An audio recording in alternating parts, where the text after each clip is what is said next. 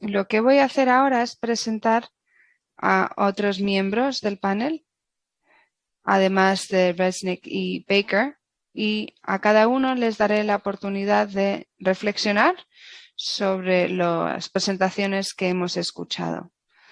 Y de ahí podremos pasar a la ronda de preguntas con los miembros del comité.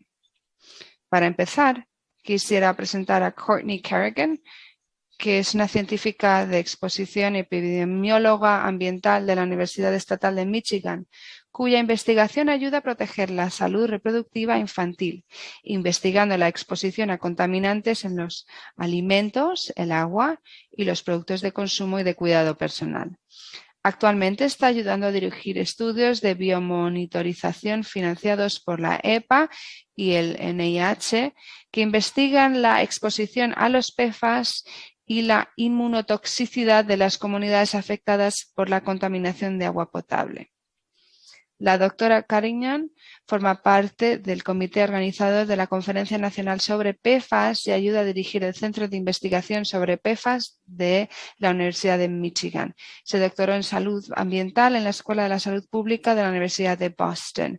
Voy a presentar a los demás miembros del panel y luego les daré una oportunidad para que tomen la palabra. El segundo miembro del panel es Ayesha Khan, que es licenciada en Matemáticas Aplicadas y Estadística por la Universidad de Boston. Durante una década trabajó en Vitamin Water en la ciudad de Nueva York y tras mudarse a Nantucket, Massachusetts, trabajó para el cirujano el Dr. Lepre. En la actualidad, Ayesha, su marido Nate y sus hijos viven en la isla de Nantucket, Massachusetts, donde Nate trabaja como bombero y ella es ama de casa. Nate acaba de ser diagnosticado recientemente por cáncer testicular. Ahora Nate está en remisión y al investigar más sobre su cáncer, Ayesha descubrió los PFAS y sus conexiones a las AFFF y el equipo utilizado por los bomberos. Cofundó el grupo de acción sobre PFAS en Nantucket como recurso educativo sobre los peligros de los PFAS y como espacio para que los miembros de la comunidad local puedan debatir abiertamente sus preocupaciones, pensamientos y experiencias. Y finalmente tenemos a Jeffrey Brent, doctor médico, que es toxicólogo médico cientificado por la Junta de Subespecialistas y tiene el rango de profesor clínico distinguido de la medicina, profesor clínico distinguido de medicina en la Escuela de Medicina de la Universidad de Colorado, con nombramiento secundario en la Escuela de Salud Pública de Colorado. Ha publicado extensamente sobre varios aspectos de toxicología médica. Es investigador principal del Consorcio de Investigadores de Toxicología, un grupo de investigación prospectivo multicéntrico apoyado por la NIH, por el CDC y la FDA, que estudia múltiples aspectos de los efectos adversos y tóxicos de la exposición química. Y también, en modo de divulgación, el doctor Brent presta servicios de consultoría a algunos demandados en los litigios pendientes relacionados con los PFAS. Y quisiera ahora ofrecer la palabra a los tres miembros del panel, al que quiera comenzar con reflexiones breves sobre lo que acaban de escuchar hoy de los ponentes. Si alguien quisiera tomar la palabra. Y si no, pues les llamo. Ayesha, perfecto. Hola, muchas gracias. Gracias a todos por organizar esto. Tengo una serie de comentarios que voy a compartir. Para empezar, quería hablar con el doctor Resnick, agradecerle por su presentación y quisiera que nos explicara un poco más el concepto de principio de precaución cuando se trata de grupos de riesgo, como pueden ser los bomberos y bomberos voluntarios, que no pueden tomar medidas de precaución para evitar la exposición a PFAS a través del equipo que utilizan y la espuma extintora que utilizan. No hay ningún tipo de equipo disponible en el mercado que puedan utilizar como alternativa y muchas departamentos de bomberos no disponen de esta espuma antiincendios libre de PFAS. Y quería entender bien qué tipo de acciones efectivas se pueden utilizar en vez de estas medidas de precaución. En el mundo ideal se eliminaría los PFAS, se buscarían alternativas seguras, pero como eso no es una posibilidad en la actualidad, me pregunto si deberíamos alentar a los departamentos de bomberos, porque es el ejemplo que conozco, a la hora de ayudarles a tener acceso a pruebas de análisis de sangre, monitoreo médico, cobertura de salud, para que puedan monitorear su nivel de PFAS en sangre, y también podría mejorar también los resultados en temas de salud, y también informando a los equipos médicos sobre estos productos tóxicos, porque son el primer punto de contacto que tenemos para el servicio médico. Apoyar también a los médicos que tienen que lidiar con tantos pasos de burocracia relevantes con la cobertura de salud, que conozcan los códigos relevantes al seguro de salud, qué compañías cubren estas pruebas, las directrices de PFAS REACH, por ejemplo, ayudarles a que puedan llegar a este tipo de información tan necesaria. Eso es para el profesor Resnick. Y también quisiera destacar una cosa más, que los bomberos ahora mismo siguen utilizando equipo que tiene PFAS y PFOA, incluso que son precursores de cadena corta. Y mi comentario para el doctor Baker es el siguiente.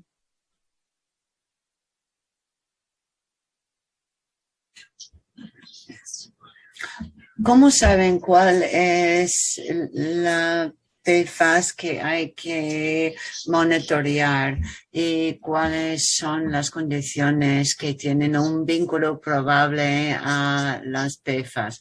Muchísimas gracias, son reflexiones maravillosas, pero para asegurarnos de que los otros panelistas pueden comentar, quiero que los otros también hagan sus comentarios. David y Dean. Bueno, muchísimas gracias por sus reflexiones, Aisha. Creo que, desde luego, cuando estamos hablando de un grupo que se enfrenta a alta exposición, la idea de justicia y equidad en cuanto a la distribución de riesgo es importante. Uno podría argumentar que los bomberos están recibiendo una exposición injusta a riesgo porque ellos benefician a la sociedad y están tomando un gran riesgo ante esta exposición. Así que el argumento contundente sería minimizarlo o minimizar el riesgo. En estos momentos no se puede evitar el riesgo, pero se puede minimizar el riesgo mediante las pruebas y apoyo a los médicos. Creo que aquí se aplica la precaución o el principio de precaución y la idea sobre todo de equidad o justicia. Gracias, David. Es muy útil. Dean. Quiero responder. Bueno, tengo un comentario corto. El marco para nosotros es que nosotros estamos limitados por un marco de 2013. Estamos haciendo pruebas para PFOA y estas condiciones vinculadas que se han identificado. Pero es más complicado cuando queremos evaluar todo tipo de PFAS. Y es más complicado en parte porque hay que hacer más investigación sobre los vínculos. Es bueno hacer pruebas. A la vez es importante tomar en cuenta los temas y problemas a la hora de la toma de decisiones y toma de decisiones sobre las pruebas. Hemos estado siguiendo o dando seguimiento a varias personas cuando han hecho pruebas y hemos visto que la disminución sigue la disminución en la población general, pero en algunas personas los niveles no bajan. Así que se Tiene que haber pruebas o hay pruebas, pero hay que aceptar la posibilidad de que las pruebas tienen que ser frecuentes, es decir, en serie. No se puede hacer las pruebas una vez y luego utilizar esas pruebas en los modelos sobre la población general. Muchas gracias. Quiero darles a Courtney y a Jeffrey la oportunidad de compartir sus reflexiones. A ver, ¿quién quiere intervenir ahora? Bueno, Jeff. No, ¿tiene su micrófono puesto? Sí, me alegro intervenir ahora. Déjeme decir desde un principio, quiero reconocer el esfuerzo y la dedicación que se han vertido en el proceso de C8. Las dos presentaciones que hemos escuchado plantean temas críticos sobre lo que sabemos, cómo lo sabemos y cómo aplicamos lo que hemos aprendido al tema de salud pública de PFAS. Lo que es más importante, como dijo el doctor Resnick de manera tan elegante, es cómo lidiar con lo que no sabemos y cuál es el impacto que tienen nuestras decisiones sobre la población blanco. Creo que hay dos áreas críticas de incertidumbre sobre PFAS. En primer lugar, hay mensajes incoherentes, no solo para la población blanco, sino también a poblaciones posiblemente expuestas. Por ejemplo, incoherencias entre proyectos de CA8, lo que dice el CDC y lo que dice IARC. Y hay razones por esto, quizás distintos criterios que se utilizan para los análisis o se deben a la falta de significación estadística que han sido relevantes en el proyecto de C8. Y en segundo lugar, la diversidad en las maneras en que la población expuesta interpreta sus resultados. Como toxicólogo, yo he visto una diversidad de maneras en que las personas responden ante las pruebas cuando han sido expuestas a sustancias químicas tóxicas. Es una población vulnerable y los veo de manera frecuente. Hay personas que tienen una reacción desmedida a los resultados, sobre todo por lo que leen en el Internet. Muchas veces luego recurren a personas que no son médicos, personas que les engañan y les quitan su dinero y les someten a terapias alternativas. Ahora bien, yo entiendo que tiene que haber pruebas diagnósticas. En cualquier protocolo de pruebas diagnósticas hay que prestar muchísima atención a los efectos adversos posibles y hay que tomar eso en cuenta. El doctor Resnick mencionó eso en su presentación, pero muy brevemente porque no tuvo tiempo. Tengo varios comentarios adicionales, pero voy a parar aquí para que Courtney pueda hacer sus comentarios. Gracias. Fantástico. Muchísimas gracias. Espero que todos tienen sus ideas listas para luego entrar en nuestro debate posterior. A ver, doctora Kerrigan, muchas gracias, Kevin. Tengo un comentario breve. Yo diría que no abordar estos temas hace que las personas sean más vulnerables. Hay que tener directrices muy claras, una orientación muy clara. Es sumamente importante.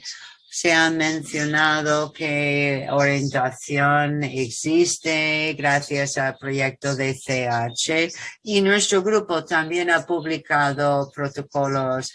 Estamos de acuerdo que análisis de sangre para PFAS es importante para ciertas personas y que los que tienen una exposición alta deberían someterse a las pruebas. Pero claro, ¿quién debería hacer los análisis? Todos tenemos cierta exposición a PFAS y ¿quiénes deberían pagar esos análisis? No está claro.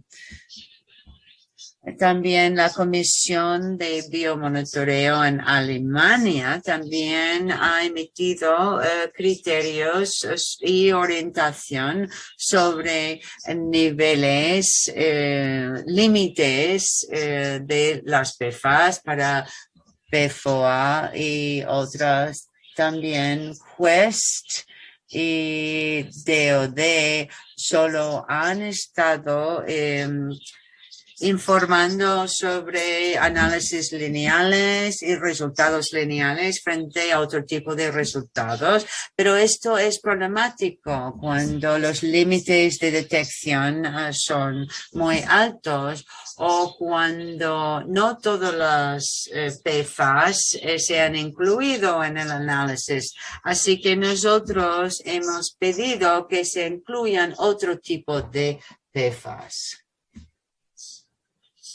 Gracias, muchísimas gracias. Bueno, hay mucho para debatir ahora y yo tengo algunas preguntas que yo podría formular, pero tenemos poco tiempo, así que quiero permitir a los integrantes del comité formulen sus preguntas. Si hay algún integrante del comité que quiere formular una pregunta, adelante. Veo a Alex. Bueno. Voy primero y voy a ser muy breve en mi comentario. Es para el doctor Resnick. Bueno, a lo mejor usted me va a decir que vaya a leer mi libro, lo cual está bien.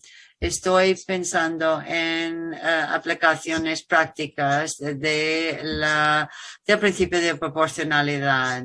Estoy pensando en alguien que tiene 50 años, que no sabe nada sobre las exposiciones tóxicas y no sabía si quiere hacer los análisis o no. Así que el enfoque que usted ha descrito utilizando el principio de proporcionalidad era hacer la lista de posibles beneficios y posibles daños a partir de realizar los análisis de manera cualitativa.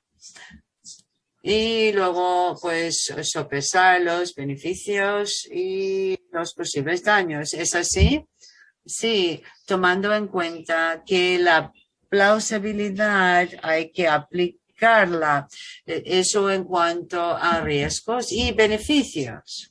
Y la razón por la cual le pregunto esto, estoy intentando entender, utilizando los pesos cualitativos, asignando una probabilidad subjetiva, me parece que hay un traslape con la manera de tomar decisiones pues, que hacíamos tradicionalmente.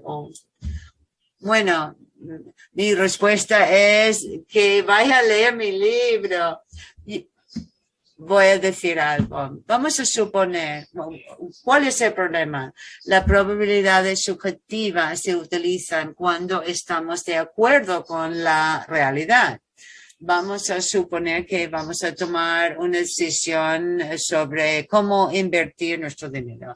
Podemos estar de acuerdo, solo queremos maximizar la rentabilidad, pero no hay probabilidades objetivas.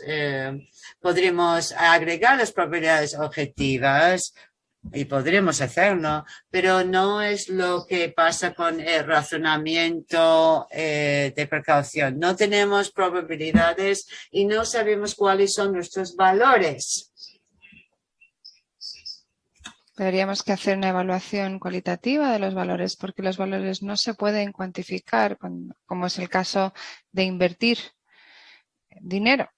Y es por eso que estas medidas de precaución son útiles cuando se trata de decisiones grupales, porque plantean un debate más amplio sobre sus valores morales, qué consideran su prioridad, cómo pueden decidir cuál es. Y por eso es importante centrar esta evaluación en un riesgo cualitativo que sería distinto a decir, solo nos importa el dinero y vamos a intentar tirar en la mezcla probabilidad subjetiva y ya está. Sí, entiendo, porque además plantea esa tensión de tener una recomendación de políticas públicas y mi prioridad, por ejemplo, es ayudar al individuo. Soy pediatra, así que intento trabajar con los padres para que puedan decidir qué quieren hacer con la salud de su hijo, en lo que se hace hacerle pruebas, qué pueden hacer, los rangos de resultados, pero obviamente sigue dando la sensación de que tiene que haber alguna forma de probabilidad de la magnitud de los efectos, si bien sean simplemente sugerentes y no estén fundamentados. Y puede que me recomiende su libro una vez más. No estoy tan en desacuerdo y es algo que sí que me planteo. Parecería ser que las pruebas sí que indican el beneficio. Cuantas más pruebas tengamos, de cierta forma sugiere que más beneficioso es, si bien no tengamos toda la información. Y sí es algo que me inquieta, pero es algo que puedo incorporar también dentro de este marco. Y gracias por su pregunta. Obviamente podemos también hablarlo en otro momento, tomándonos un café tranquilamente. Muchas gracias, Alex. Veo Ned pidiendo la palabra. Gracias, Kevin. Y gracias, Dr. Bresnik. Mi pregunta también es para usted. Es una pregunta muy particular sobre un comentario que ha hecho. Cuando habla de consistencia, cuando se habla de prohibir a todos los PFAS. Yo no veo la coherencia de tal forma. Creo que debería ser utilizar el mismo proceso para evaluar de forma coherente y consistente cada compuesto químico. Sabemos que existen los compuestos químicos y podríamos entender cómo afectan al organismo, porque sabemos que dependiendo del compuesto químico el efecto es distinto. Pero sé que es algo que va a salir y que se va a tratar de cara al futuro. Era algo que quería mencionar puntualmente. Gracias. Sí, creo que lo que quería decir es que a la hora de ser congruente y consistente es que se traten los casos que son similares de una forma similar. Un compuesto químico que genera riesgos similares para el ser humano se podría prohibir. Si sale uno parecido, que tiene un perfil de riesgo parecido, debería ser prohibido. Sería incongruente o inconsistente prohibir uno y admitir el otro. Habría que darles el mismo tratamiento porque tienen el mismo perfil de riesgo. Muchas gracias por la aclaración. No sé si se han pedido más la palabra para hacer más comentarios.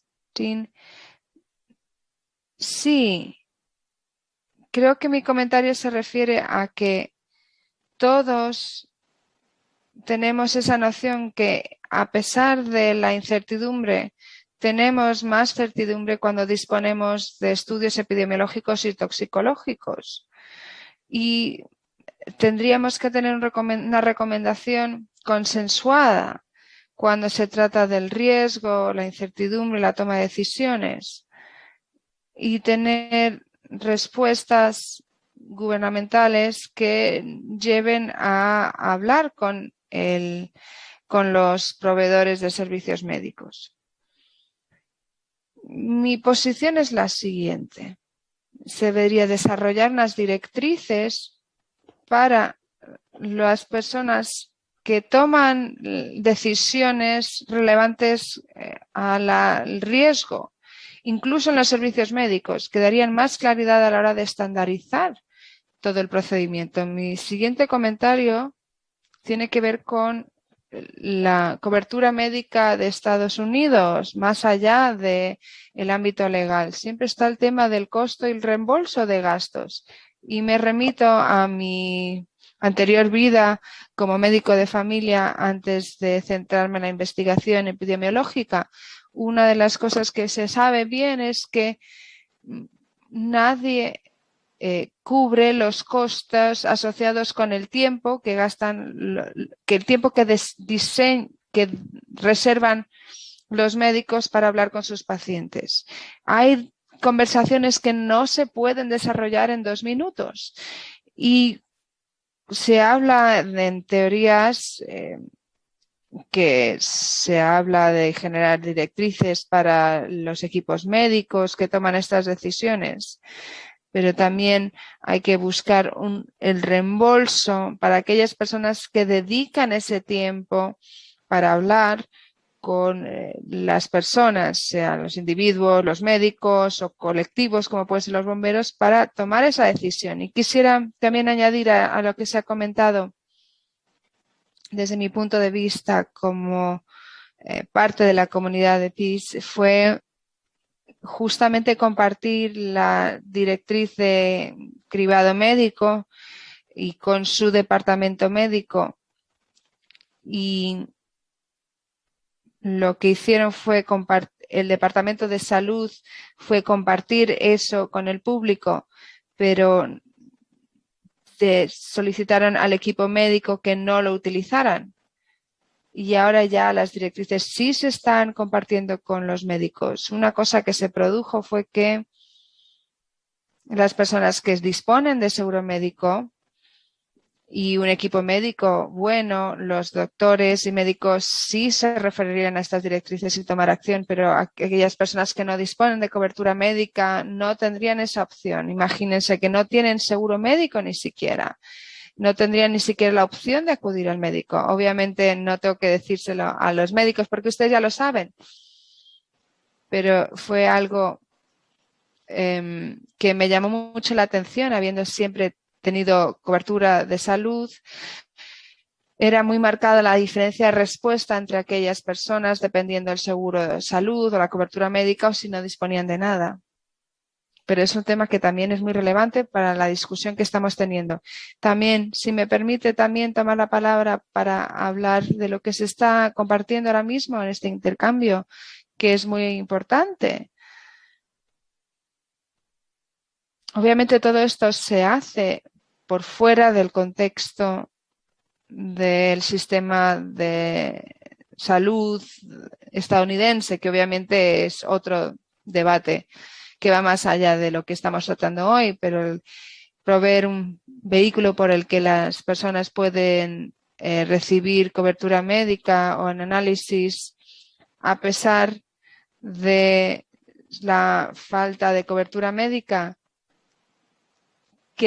Me complacía mucho ver en la presentación del Dr. Baker que había un componente de decisión compartida en el que los equipos médicos trataran justamente los beneficios y riesgos relacionados con hacer estas pruebas médicas. Pero mi preocupación es que cuando el Dr. Baker lo mencionó, justamente el nivel de ese nivel en el que de equipo médico no es el momento en el que se debería tomar esa decisión de beneficios y riesgos de hacer estas pruebas. La mayoría de los médicos de primera línea de servicio primario no están capacitados para hacer este tipo de decisiones.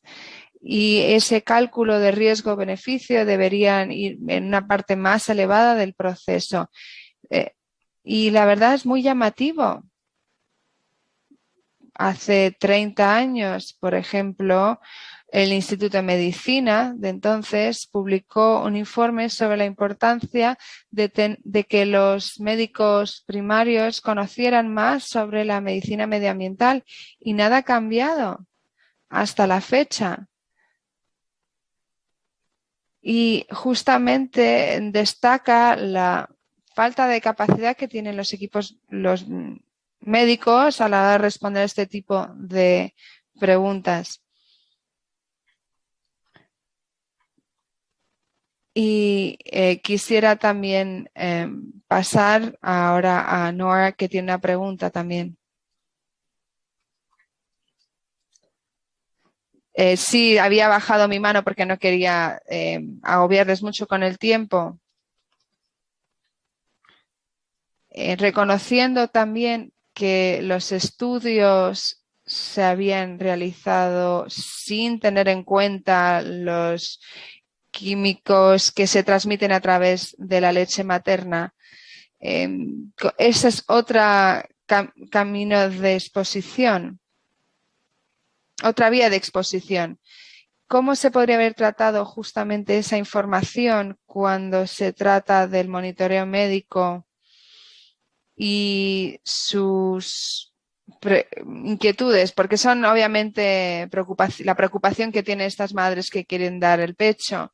Solo tiene un minuto obviamente para responder, pero sería de utilidad para nosotros conocer su experiencia.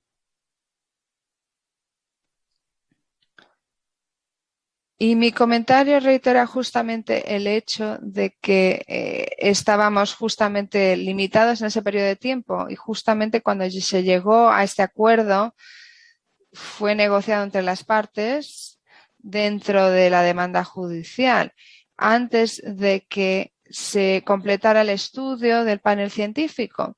Así que se estableció solo un marco que delimitaba el ámbito de actuación.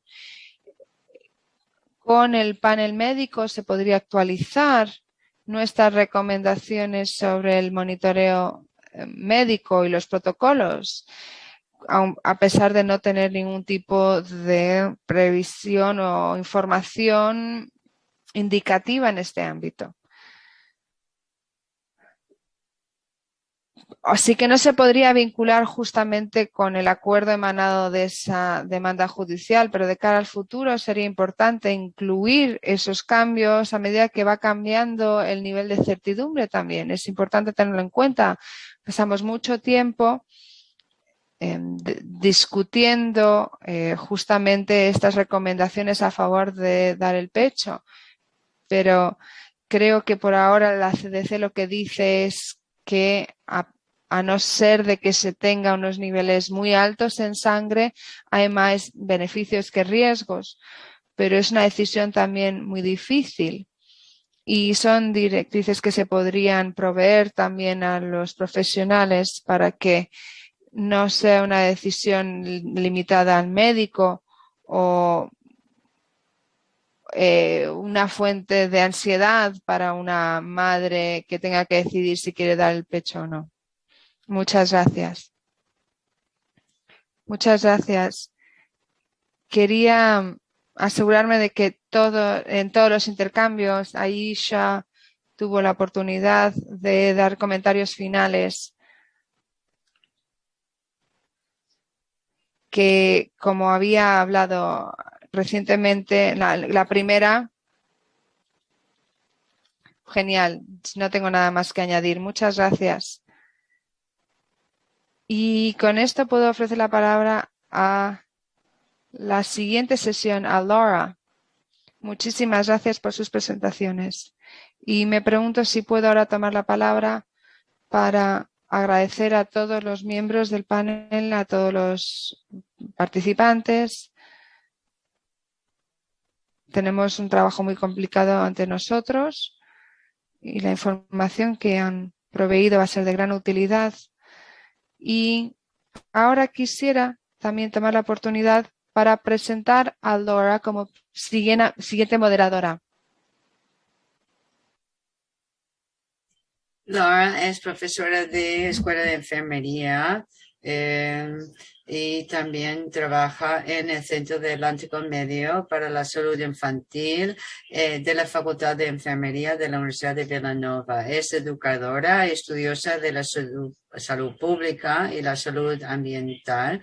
Durante los últimos 7 años ha formado a comunidades y los proveedores de servicios sanitarios sobre los posibles impactos en la salud y las estrategias de reducción de riesgos de las PFAS.